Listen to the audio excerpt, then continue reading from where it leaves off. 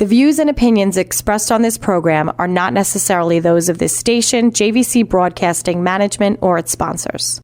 With so many people living longer, the fear of outliving your money becomes a reality for many of us. Will I be a financial burden? Will I outlive my money? How will I be remembered? My name is Neil Himmelstein, president of Main Street Planning Group. Please contact me by visiting mainstreetplanninggroup.com. That's mainstreetplanninggroup.com, or call 631-647-4694. I will introduce you to strategies that will guarantee you will not outlive your money, that can guarantee you will not be a burden on your loved ones. Through a collaborative approach, we will uncover solutions that offer tax-efficient strategies, lifetime income, and legacy planning, choice, organization, direction, and education. That is the code we stand behind. Contact mainstreetplanninggroup.com. That's mainstreetplanninggroup.com, or call 631-647-4694. And listen to me every Friday at 3 p.m. as I host the Main Street Code for Financial Success, right here on 103.9 LI News Radio. Good afternoon. Welcome to the Main Street Code for Financial Success. I'm your host, Neil Himmelstein. I'm here every Friday at 3 o'clock. If you happen to miss an episode, you can always catch me on Apple or Spotify. We love hearing you and hearing your thoughts and comments. So we help hundreds of advisors across the United States with areas of life insurance, annuities, disability insurance, and long-term care insurance. And we help you in your decision-making about your insurance, which is so important, as well as help put together other financial professionals that can help you in your quest and building your team in helping you be financially successful. We help both individuals and businesses. And today we are very fortunate to have a colleague of mine with Sandler, and I want to introduce you to Rob Fishman. Say hello, Rob. Hey, hello, everybody, and hello, Neil. Thanks for having me here. I really appreciate it. And Rob's a good friend, and one of the things that Rob taught me, well, his firm empowers sales leaders and organizations, but what Rob had taught me a long time ago is that change is inevitable. And during COVID, we certainly went through a lot of change, and Rob helped in all the business development stuff that I did. You know, part of me being on the radio and part of me doing Zoom calls and other things and things that I had to do to keep my business flowing. Rob was instrumental in making that happen. So Rob, tell us a little bit about what your firm and what you do and how they can get a hold of you and all that good stuff. Well, thanks again, Neil, and also appreciate the invite. A lot of it is around when business owners and executives and even people that are involved in any kind of form of client development or sales would look to ways that they can improve. There's spots where they may be flat sales or not getting in front of enough new opportunities consistently, or finding that any kind of business development just is falling flat, or having to sell against competition. All of those things are involved around what we do is help people basically from a strategic standpoint all the way down to when they open their mouths to say what they're going to say and sell, how do they sound? What are the words that are coming out? So it's kind of really the area that we focus in on. I'm on LinkedIn, as you are as well, under Rob Fishman. That's Fishman. And that's kind of my story. I'm sticking to it. So that's great. So one of the things that many people face that are in sales, whether they own a company or they're just in sales, is this magic word called prospecting, reaching out to people. How do I connect to different people? Yeah. So, Rob, give us some of your secrets. I mean, you did some great presentations for us regarding LinkedIn. You mentioned LinkedIn, regarding some other social media things. But how are you connecting the dots? Yeah, great question, Neil. And like with you and your business, we look at what are some ways that I can leverage my connections, who I know. So very often we look at, especially in the financial advisor, life and health insurance, agents and brokers, that in that vertical specifically, there's a lot through relationships that are created and the ability to ask for endorsements and referrals and introductions to others. That's a big part of it, but also not to get too dogmatic or granular, there's also a lot with using things like social media and LinkedIn. As you know, that AI has become a big part of business development also, and how do we leverage our message? So that's a big part of it, but it depends on the model. More transactional companies are using marketing and then in generating leads they can follow up on. And then there are some that are doing outbound telephone targeted calls, outreach. So there's a variety of ways. But I would ask anybody to do the following, that if you look at your own business development, is list 3 activities that you're currently doing and give yourselves a score in 2 columns. For example, if I pick referrals, right, I would put a score under how comfortable I am in doing that, 1 to 10. But I would also give another score to how effective I believe I am at it. All right. So if it's about referrals, well, how good am I at asking for referrals? Do I fall short? Have I got some self-limiting beliefs around people feeling uncomfortable because I'm asking to them for names of other people? So it's really customized based on the business. Kind of a long-winded answer I'm giving you, Neil. Right. And you work with businesses, not just the insurance business, but you work in many different areas and internationally as well. So yes. Tell us about some of the companies you do some work with, small and large. Sure. Happy to do that. Yeah. Technology companies, software, we've done a lot of business there, helping teams with even longer sales cycles, helping them to create more leverage in the sale itself so they could create more immediacy. Because we know that when there's multiple people involved with a decision, that it requires more of a strategic standpoint. So I've done a lot of that enterprise level training with companies, deal coaching, that kind of stuff. So that's an area of manufacturing, distribution. We've done a lot of work in that arena as well. Market research we've done in the past. Certainly a lot in the financial services area as well, private lenders. So and each one of them brings a specific set of circumstances to the table. But we've learned that selling is a process. It's a system. And that if the system's done the right way, it really cannot fail. But we tend to shortcut the system sometimes. Always You know what I'm talking? Yeah, we shortcut it. When we are playing, instead of playing to win, which means that we've got a pipeline of opportunities that's pretty robust because we're consistently prospecting and looking for new opportunities. But when we don't do that, we go from playing to win to playing not to lose. And that means that now we're in this mode of, okay, I've only got a few people in the pipeline. Hey, I got to really make sure I close this deal. I really need this business. And that's where I find people in business development have an affliction I call commission breath. They just sound like salespeople. And Neil, you know this. What's the first gut reaction you get when somebody's trying to sell you something? I run away. I hang up the phone. It's like I don't want to talk to them. Yeah, right. I'm the same way. If people try to pitch me, I'm shutting down. Right. And my wife especially, she does not do well with people that are trying to pitch her or trying to sell her something. Right. And that's kind of another way, if we look at this, that the level of our conviction is tied directly to the size of our pipeline. Right. And you know this, that if you've got a list of activities that we're doing on a consistent basis, then if there are some that are going to stall or not do anything right now, completely okay. We move on to the next. Yeah, what I find in this industry and many industries, I mean, I can critique my own industry, is, the unfortunate thing is with many salespeople, they don't have a salary. So that then they say, well, I have to sell.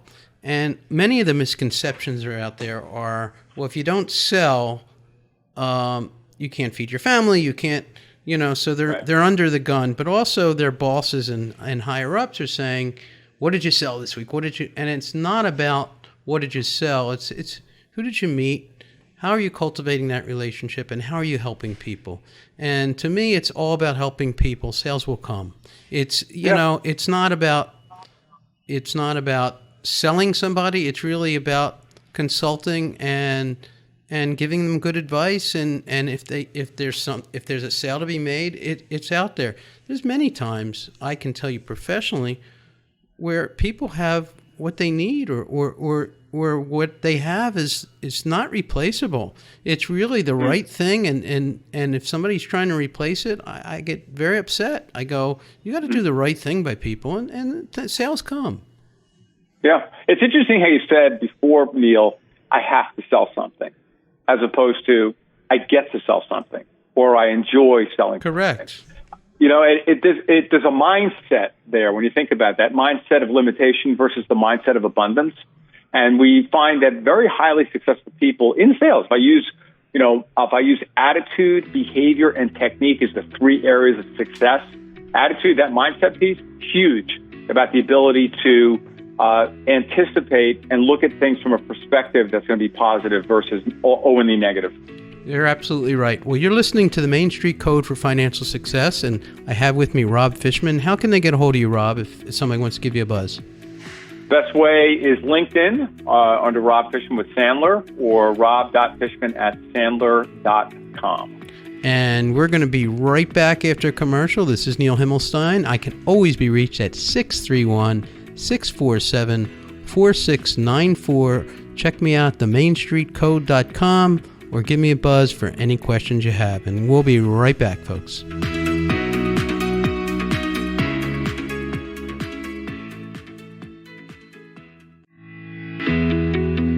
Welcome back to the Main Street Code for Financial Success. I'm your host, Neil Himmelstein, and we're here with Rob Fishman, if you didn't catch us before the break. And Rob Fishman is with Sandler. Sandler empowers sales leaders and sales professionals and helps in all sorts of things. And as Rob has always told me, change is inevitable, and to adapt to change is what has made my firm successful and many other people successful, and those who do not embrace change are not successful. And one of the big areas of conversation today, and Rob brought it up before the break, and we didn't get into it, is artificial intelligence and how it can work with sales development. Can you talk about that a little bit, Rob, and cite some of the details of how that's working in the sales development field? Absolutely. And just so we all know that what AI really does stand for is artificial intelligence. And one of my colleagues came up with this really brilliant statement about that it's actually assisted intelligence, that the platform that's used is to help us. We can actually train it to think like we do by anticipating, and I'm going to talk a little bit about what's called prompt stacking. But first, let's kind of look at a little bit in perspective here about the beginnings of this. If you go back to Netflix, 1999, it took years to get to 100 million users. I think it was like over 3 years. Twitter, 2006, took 2 years. Facebook took 10 months to get 1 million users. Spotify took 5 months. ChatGPT or AI took 5 days to get from 0 to 100 million users. Wow. All right, so 100 million in 2 months, excuse me, right? But what I'm saying to that is that everybody now is using this. They're using the platforms, but it's really about us being able to level the playing field, especially with how we research. One of the key words here, if you're just taking notes, is around the word hyper-personalizing our prospecting, right? How do we target so that we are hitting the bullseye and leveraging the use of AI to help us do that? And I'll give you some examples. And some of that comes really from our ability for personal growth. Are we aware? Do we apply the knowledge that AI can give us and apply it to our world? And I'll give a couple of examples in a minute. And then how do we create ownership and mastery in this? And that's all part of anything else that I would teach any sales team, is the ability for them to embrace the change but know exactly where they're lacking. And that into itself is improvement. So with AI, we know that sales is defined as a conversation between adults to uncover the truth. That makes sense, Neil? Would you agree with that? Absolutely. Right? I think about, what are some of the reasons that people that are feeling that they're part of a sales opportunity tend to be deceptive in answers they give, all right? How do we provide an environment where the truth can be uncovered? And that is a lot of variables that go into that. But what we're finding now is the ability for us using this to understand more about it, so we learn to leverage it to help engage us, but not to hide behind the technology. One example that's given is Google. If I go to Google right now, and I mean all due respect to Google and LIAFPN and what has just been an incredible development of company that's just unbelievable, is let's say I want to do a 12-day trip to Croatia. All right. So I'm going to go on Google and I'm going to do, what to do on a 12-day trip to Croatia. And you know what's going to come up, Neil, right? Advertisements after advertisement. It's just like, where am I going? It's all over the place. So I get luxury tours. I get 10 days in Croatia itinerary. They're all sponsored links. Right. And it's not quite what I'm looking for. But if I go into OpenAI or ChatGPT, for example, I can say, all right, give me an itinerary for a 12-day trip to Croatia. And it's going to give you day 1 and 2 in Zagreb, day 3 and 4 in Plitvice Lakes National Park, 5, 6 in Zadar. And it's going to give me not only the locations where I'm going, but I could also say, give me some hotels in each city. Or give me top 5 things to do. Tell me the best restaurants that I should go to in that city. And it will do that for me. It's amazing. My son just did a trip. He drove from Denver to Alaska and back. And wow. he used ChatGPT, and he charted it out over a 3-week course, and he stayed in British Columbia and ate the best food and chartered the best boats and caught all kinds of fish, and he had a fabulous time. And the planning really took like 15 minutes, and it was like off he went. And he was like, he had to do a lot of prep work and other stuff, but the actual travel planning and where to go and where to stay and what to do, it was like kind of all laid out for him. It was like unbelievable. And I get it. And we can use that in the sales process. I want to shift gears just for a second, Rob. Rob is going to be, many of you may know this, don't know this, but I'm the program chair for New York State for the National Association of Financial Advisors. It's a big responsibility, responsible for the whole state of New York. And we put together an event on September 20th where Rob is going to be one of the keynote speakers. And he's going to be talking just mostly about this, about how to utilize business development. September 20th. If you want to reach out to me, if you're a financial advisor, you don't want to miss this event, because not only will Rob be there, we're going to have Delvin Joyce, an ex-NFL player, there talking motivational speaking. We have CE credits, or continuing education credits for financial advisors that are going to be given. We're going to have lunch and breakfast. I offer like $25. So if you're interested, reach out to me. We'll get you all set up. But Rob is going to be an integral part of that. And Rob, you go into a little more about some of the things that you're going to be talking about specifically towards financial advisors now using alternative AI. Got it. So if we, and again, I want to put this under the guise and under the column of business development. Right. I'm not talking about law, not talking about accounting. I'm really putting the focus on a business development strategy. Sorry about that. Creating the ideas. Neil, are we still on? Yes, we're here. Uh-huh. Okay. I just got an international call from my son. So ideation is one. Research, preparation, creation, and how do we put it into what we call it a Sandlerized message, which means that it never sounds salesy. One of the things I notice about AI is that if I just go in and say, write me an email script for this, it tends to sound a little salesy. It doesn't quite know. So we have to train AI to think and speak like we do, which is the whole reason that we do prompt stacking. In our world, in business development, we call it the rule of 3+.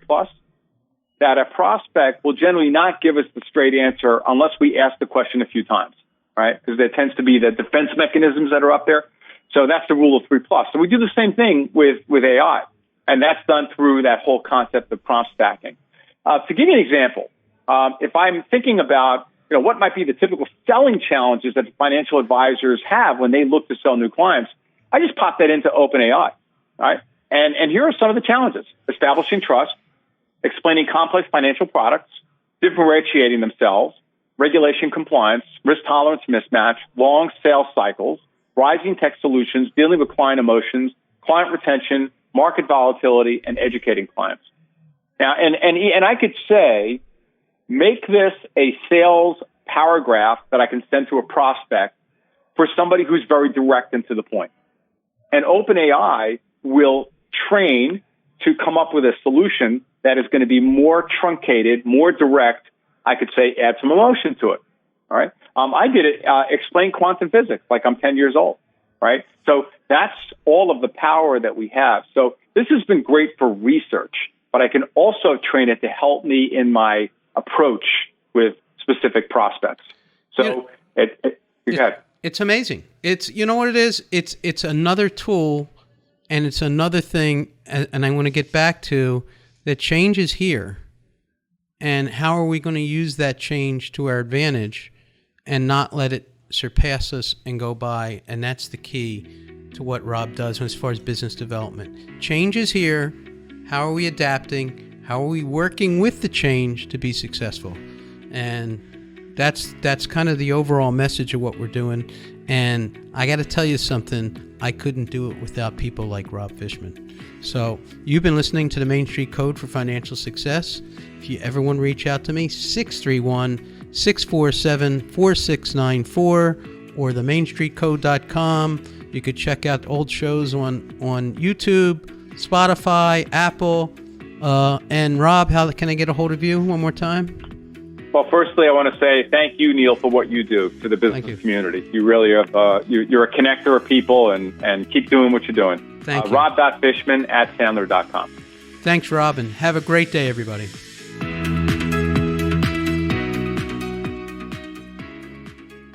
The views and opinions expressed on this program are not necessarily those of this station, JVC Broadcasting Management, or its sponsors.